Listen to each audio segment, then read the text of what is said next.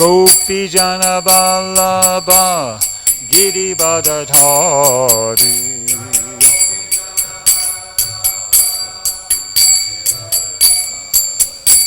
Gopi jana vallabha girivardhari.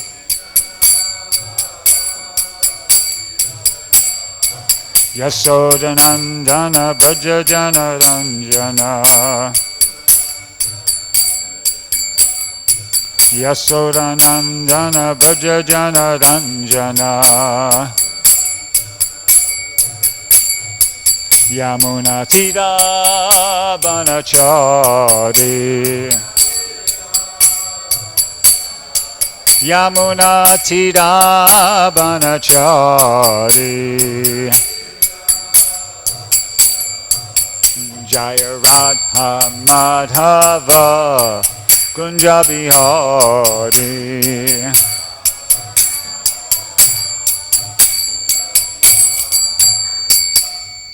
Jaya Vishnupad Paramahansa Padavachakacharya Sota the Sri Srimad Divine Grace A.C. Bhaktivedanta Swami Srila Prabhupada Ki Jai.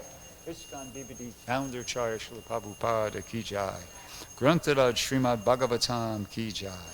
Go Premanandi Hari Hari Bo. Om Namo Bhagavate Vasudevaya. Om Namo Bhagavate Vasudevaya. Om Namo Bhagavate Vasudevaya. So, reading from Srimad Bhagavatam, 3rd Canto, Chapter 31, Text 9. Akalpaḥ svāṅga-ceṣṭāyāṁ śakunta iva pañjare tatra labdha-smṛtir daivāt karma janma-śatodbhavam smaran dīrgham anucchvāsaṁ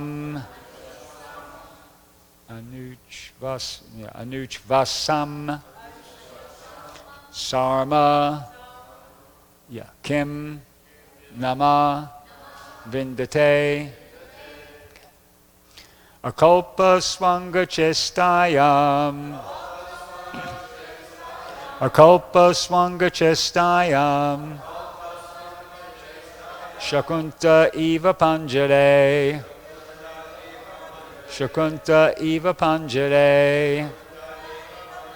tatra labdha-smṛtir daivāt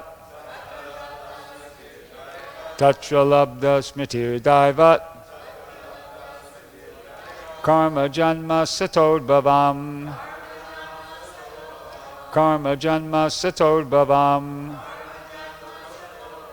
smaran dīrgham anucchvāsam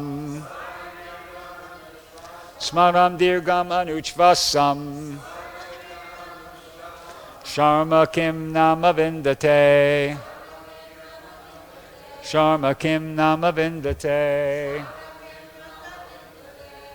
akalpaḥ svāṅga-ceṣṭāyāṁ śakunta iva pañjare tatra labdha-smṛtir daivāt karma janma-śatodbhavam smaran dīrgham anucchvāsam śarma kim nāma vindate.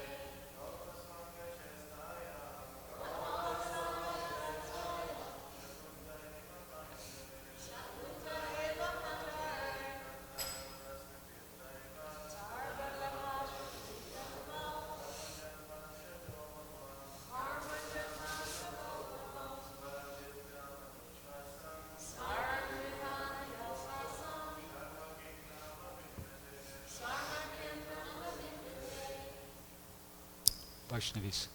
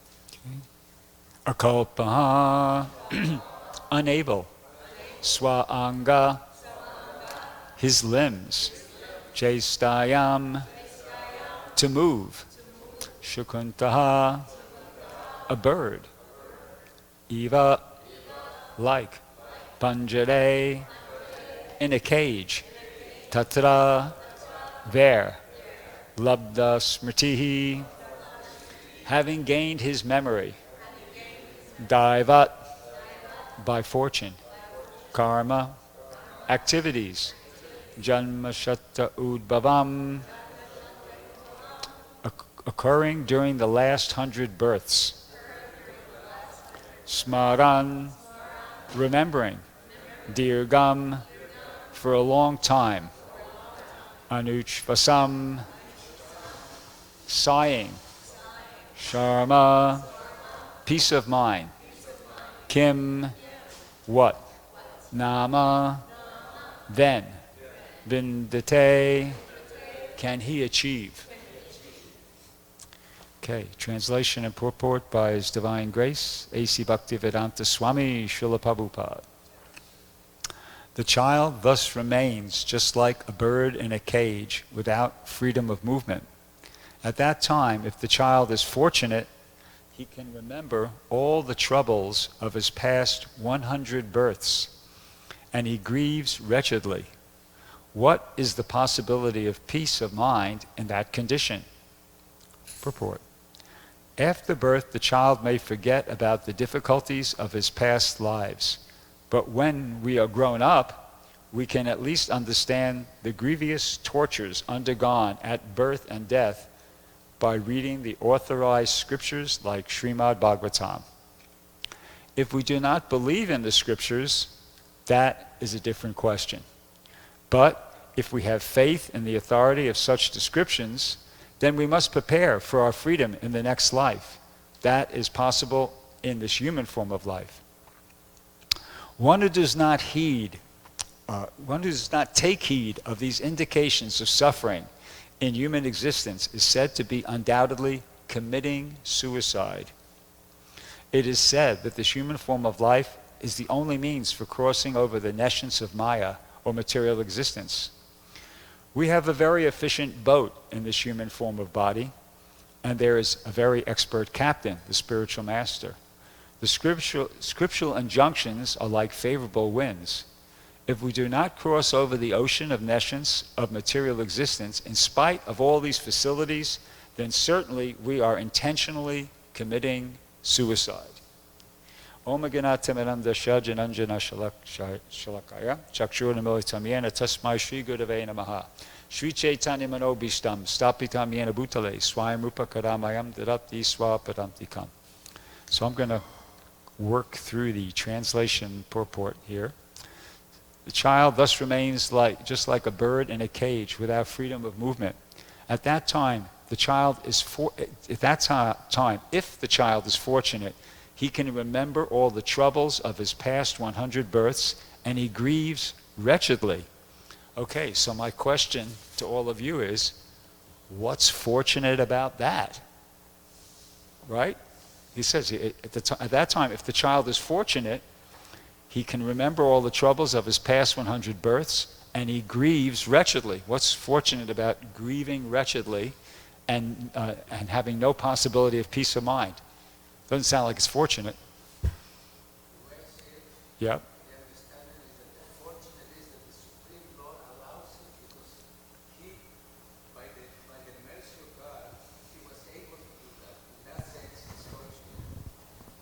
Not clear. You cannot remember anything if the Lord doesn't give you that mercy. Okay, definitely it's fortunate, but the result is that he's grieving wretchedly, and there's no possibility of peace of mind. So yeah, it's true. It's fortunate that he's been fortunate. The Lord is giving him the memory, but look at the result. The result is that he's grieving wretchedly, and he has no possibility of peace of mind. So how is that fortunate? Give him the mic. I mean, there is a possibility that he will pray to Lord after grieving. If he's happy, then he may not remember the Lord, but if he grieves so much, then he will pray. There's a chance that he may pray. I think I heard, the sound system doesn't work for me, but you're saying as if there's a chance that as a result of the grieving and everything, he'll turn towards Krishna? Yeah, yes. Okay, yeah. Yeah, that's basically, that's what I was thinking too. And I remembered there was a song, Bhrgupati Prabhu, that Prabhupada sang, and he gave a purport to. And in the purport, Prabhupada said this. He said, well, the key phrase was, lamentation means purification. So this, soul here, the child, he's grieving wretchedly. He's lamenting. And Prabhupada says, I'll read you this excerpt from the Prabhupada's purport to the song. He says, so at last, Narottam Das Thakur is lamenting. He's representing ourself.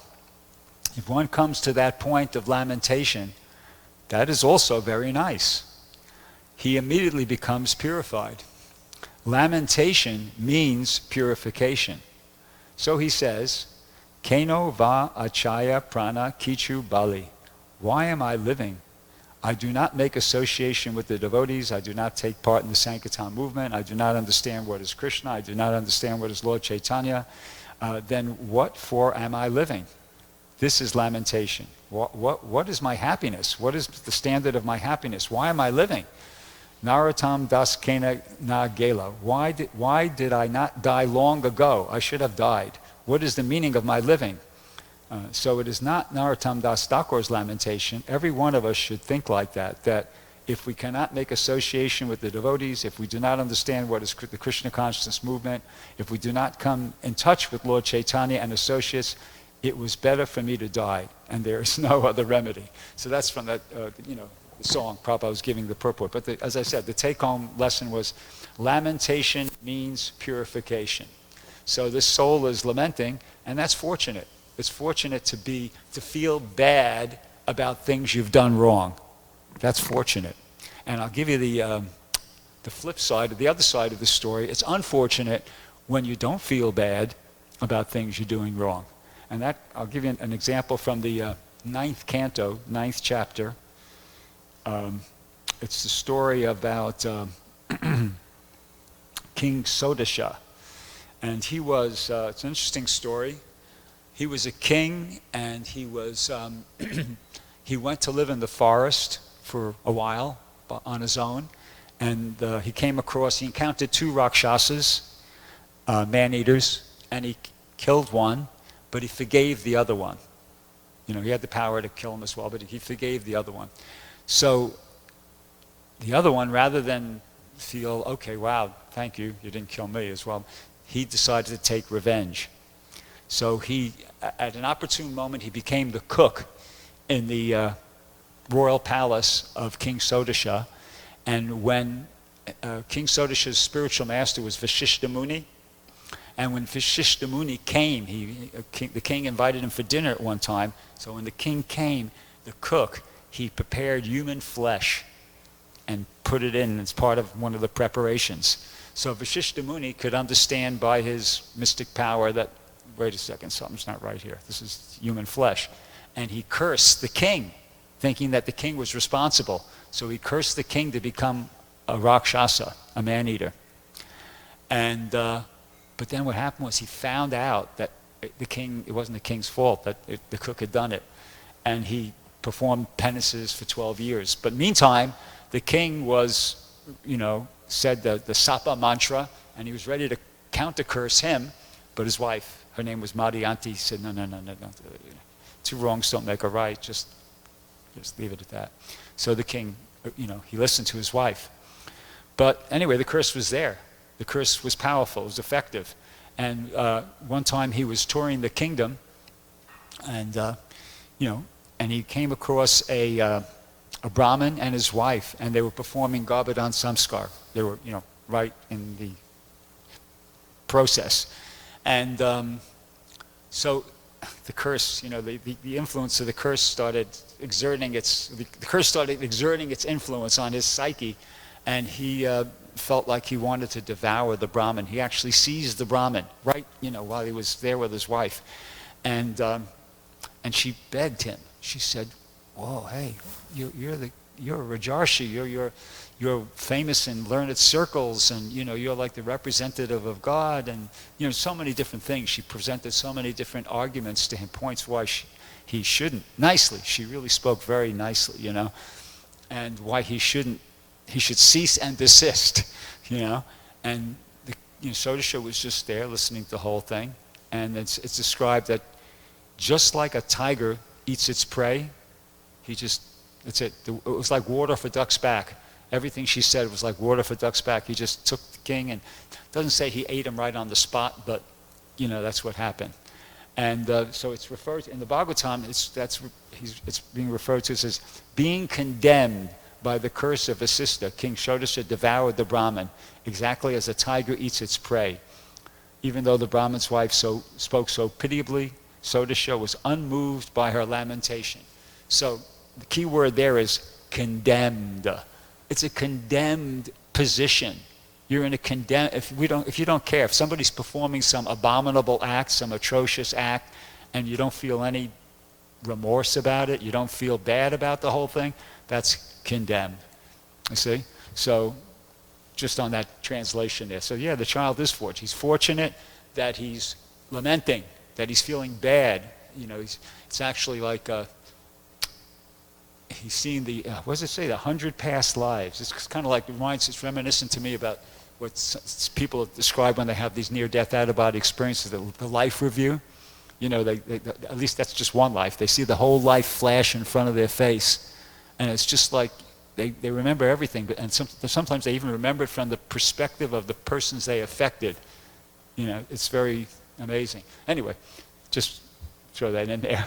But the significance is, he's fortunate that he's grieving and he's feeling bad about things he did wrong in past lives. But the point I'd like to make is that shouldn't, and that's good. Prabhupada's saying that's good. Lamentation is purification, but that should not be the final position. That should not, you got to move on from there. It's an important step. We feel bad about things we did wrong, but then we have to move on. And I think before I became a devotee, I think I maybe memorized one thing in my entire life, and that was a preface from a book called Brave New World by Aldous Huxley. And there's one paragraph that really got me, and I memorized it, and it goes like this. I'm not saying this is Shastra, but I just, it has some relevance here. He says, most moralists are agreed that remorse is a very regrettable sentiment. If you have, and I don't agree with that, Prabhupada didn't agree with that, remorse is not a very regrettable, but he said, if you have behaved badly in the past, repent, make what amends you can, and address yourself to the task of behaving better in the future. Rolling in the muck is not the best way to get clean. See? So I thought that was good advice, because I guess I was rolling in the muck at that point. And, I thought, well, this is good, you got to move on. So we say remorse is not necessarily a most regrettable sentiment. It can be useful, as Prabhupada said, lamentation is purification. But as I said, it's not the final position. You got to move on. When you realize, okay, I did this wrong, I did now what can I do to kind of, rectify the whole thing, to get my life back on the right track. So that's there. Okay, so now the purport. Prabhupada says in the purport, after birth, the child may forget about the difficulties of his past lives. Not maybe, definitely. I mean, how many children do you know that are remembering the difficulties of their past lives. I mean, the cases are very, very rare, very rare. What to speak of 100 past lives. It's very rare that somebody even remembers a past life. But basically what's going on is Papa's getting practical. This is in so many words. Okay, let's get practical here. After the child may forget about the difficulties of past lives, but when we are grown up, we can at least understand the grievous torture undergone at birth and death. How? By reading the authorized scriptures like Srimad Bhagavatam. See, so that's a really important point there, that we're meant to learn about these things, because we can't remember from direct experience. You forget what you experienced in the womb, you forget what you experienced in the past lives and like that. But you can learn about all these things by reading the authorized scriptures like Srimad Bhagavatam. And Prabhupada says, if we do not believe in the scriptures, that is a different question. So in other words, and then he goes on to say, but if we have faith in the authority of such descriptions, so Prabhupada here is defining his audience, who he's talking to. It was the people who are in this category, that they don't believe in the scriptures, because Prabhupada, it's a different question. Okay, well, we're not talking to you. It's like Prabhupada saying, we're not talking to you right now. Okay, so sorry, we'll get back to you later. But he's addressing those people who are in this category. They're in the category that they have faith in the scriptures, but they're sadhakas. They're, a work in progress. They're not uttam adhikaris. They're not highly elevated devotees. They're people who have some faith in the scriptures, and they're, working at getting purified, elevating themselves, making advancement in Krishna consciousness. That's who he's addressing here, okay? And what he has to say to them is this. He says, read the phrase again. But if we have faith in the authority of such descriptions, then we must prepare for our freedom in the next life. That is possible in the human form of life. One who does not take heed of these indications of suffering in the human existence is said to be undoubtedly committing suicide. Them's strong words. You remember that expression as a kid, them's fighting words. That's strong words. Committing suicide. And he says it twice. He says it twice in this purport. There and right at the end of the purport, he says it again. So then he goes on, he says, it is said that this human form of life is the only means for crossing over the nescience of Maya or material existence. We have a very efficient boat in this human form of body. Okay, so what we're about to hear again now, because I already read it once, Prabhupada's doing something right here in this purport, which he does very frequently. He is referring to a verse in the Srimad Bhagavatam, but he's not directly quoting it. He's not quoting the Sanskrit. He's not even really directly quoting the translation.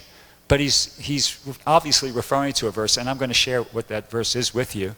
And he says what I call a tight paraphrase. It's almost like you're hearing the translation, but he's, he gives himself the liberty to kind of maybe not address all the points in the translation, or just kind of tweak it a little bit, which he does in this case. And I'll read you this is the actual translation of the verse he's quoting. It's from the 11th canto of the Srimad Bhagavatam. Chapter 20, text 17. You're probably all familiar with it. It's dīrgham adyam sulabam sudurlabam plavam sukalpam guru karnadaram mayanukulena nabasvataretam pumam bhavam dim na taret sa'atmaha. I heard somebody chime in there. Somebody knows that by Sanskrit. That's good. So that's a very famous verse, and Prabhupada did quote it frequently. I don't know if he did the Sanskrit, but definitely, probably all those of you who are Prabhupada disciples remember hearing this point repeatedly. The translation is, the human body, which can award all benefit in life, is automatically obtained by the laws of nature, although it is a very rare achievement. So that's the point Prabhupada doesn't address in the purport here. He says, it is said that the human form of life is the only means for crossing over the nescience of Maya or material existence. That point was addressed. We have a very efficient boat in this human form of body, and there is a very expert captain, the spiritual master. The scriptural injunctions are like favorable winds. If we do not cross over the ocean of nescience of material existence, in spite of all these facilities, then certainly we are all intentionally committing suicide. That's the second time, committing suicide is mentioned. And the point that Prabhupada doesn't address in his purport today, but it's in the translation, is this point about this human body can award all benefit. It's automatically obtained by the laws of nature, although it is a very rare achievement. So that is an important point, so I'll just say a teeny little something about that, that what that's saying is, automatically, you work your way up through the species until you come up to the human species again, but that can take a long time. That's not going to happen overnight. Once you go down there, you're looking at possibly millions of years before you return to the human form of life again. See, and so that's what's meant by very rare. It's a very rare achievement. It's going to happen. It says here because it's saying it's automatically by the laws of nature. It's going to happen, but it's very rare. It's rare in the sense that you can be hanging out for quite a while before you get your human body back again. See, so that's an important part of the whole equation here to remember that it's we shouldn't take it lightly. And that's why Prabhupada's saying here in the purport, committing suicide.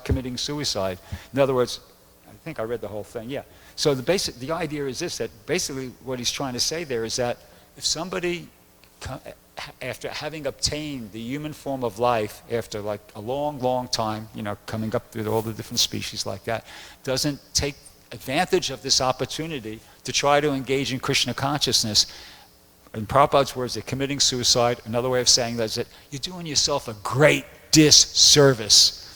It's the greatest disservice you can do. Not being interested in spiritual life, not being interested in specifically Krishna consciousness, is the greatest disservice that a person can do to themselves. What do you think? Yeah. Let me see. So, in conclusion, it's very important. It's very important that, first, charity begins at home, physician heal thyself. Its first step is we have to ourselves take that instruction to heart and, repeatedly remind ourselves, hey, this is my opportunity to get out of the cycle of, get out of the material existence and go back to Godhead, become a pure devotee, be Krishna again. And I have to try to really make that my top priority. That's the difference between being a materialist and a spiritualist. A spiritualist means your top priority is to advance spiritually. So it has to be our top priority, and then as part of that, we should also try to do what we can to try to help other people appreciate this point. You see? So that's, the Krishna conscious movement. This is like really the only hope for the human race. In general, the Krishna conscious movement in general, and Srila Prabhupada's books in particular, are the hope for people. Because how else they're going to they have to come in contact. They have to get this information, and it's the only way they're going to become free from the illusions of gross materialism and all the phony baloney spiritualism that's going on throughout the world today. There's a lot of that bogus, phony baloney spiritualism. It's Prabhupada's books and the Krishna consciousness movement. So I'll stop there. Does anybody have any question? Yes, Prabhu.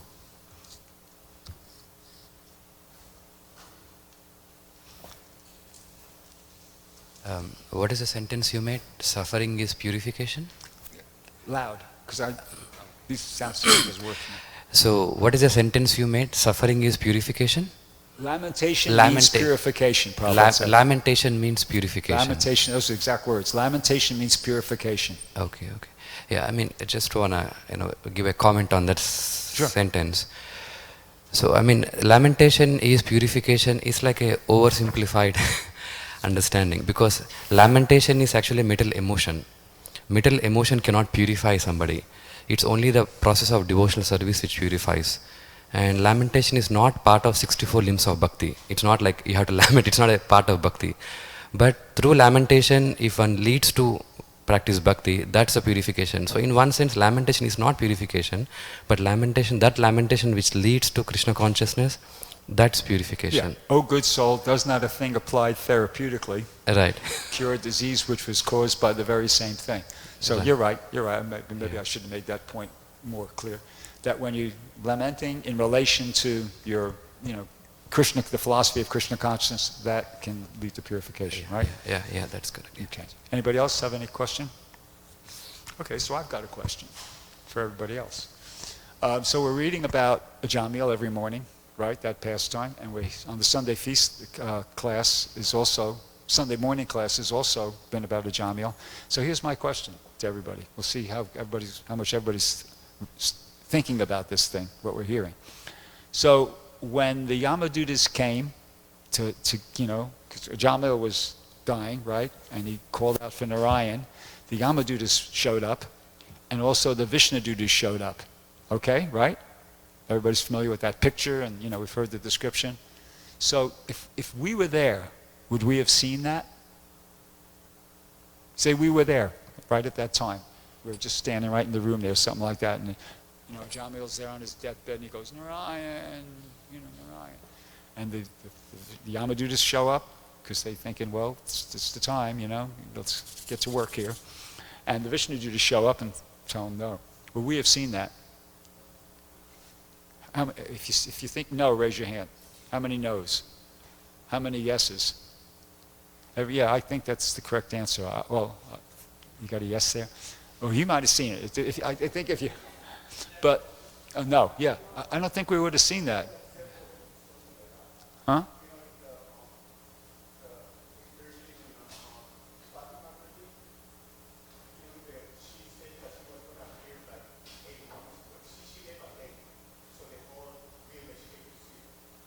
I'm not getting it. I got it.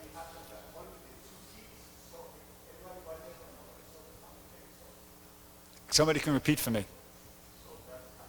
Because I couldn't. I'm hearing you, but I can't. Yeah.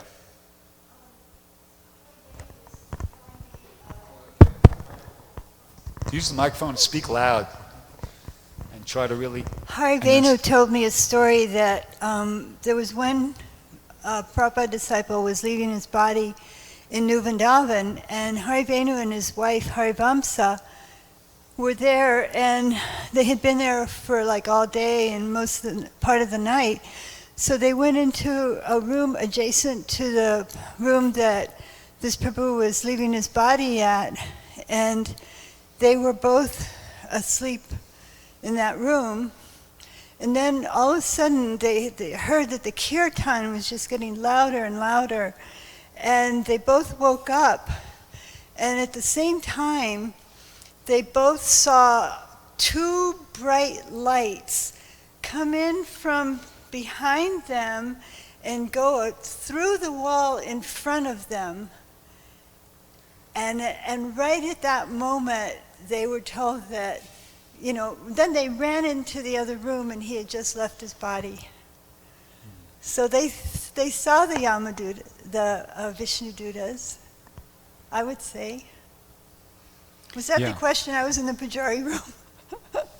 Has anyone I think generally you don't see them. I mean, and you don't see, closest thing I give to like any kind of empirical evidence is this thing called terminal restlessness. Have you ever heard of that? Yeah, okay. So, it's people just right on the verge of dying, and they'll start, they'll be in like a hospital or something like that, and they'll go, hey, get these guys out of here. The person who's about to die is what seems like, we don't know because, but it seems like they're seeing maybe the Yamadutas, and they're going, get these guys out of here. They're screaming, and they're really frightened, but the people who are surrounding them, they don't know what's going on. They think it's just some sort of like a mental disturbance. Okay. So anyway, that's the question. That's just something to get everybody thinking, Point is, when we read the books, we should really think about this and, really think, what's going on here?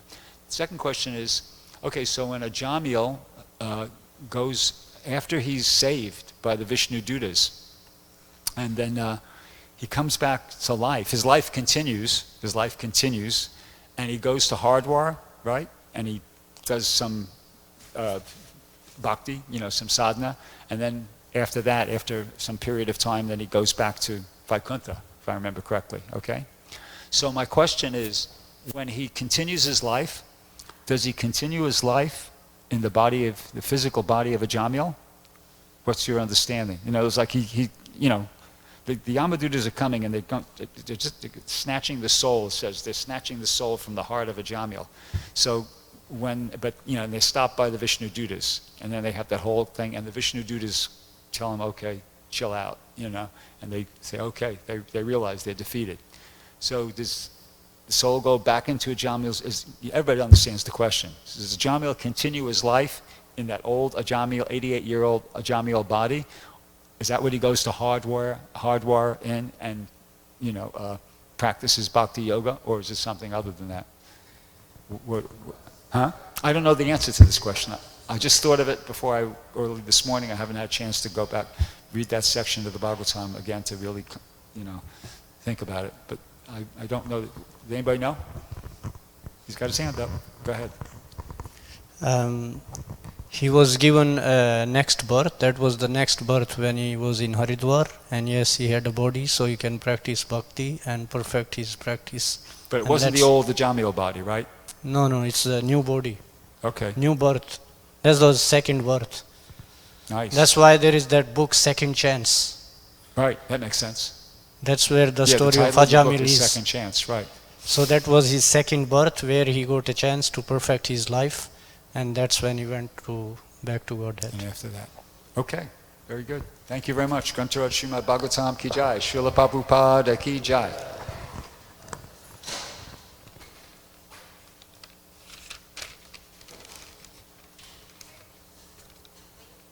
Thank you for the encouragement.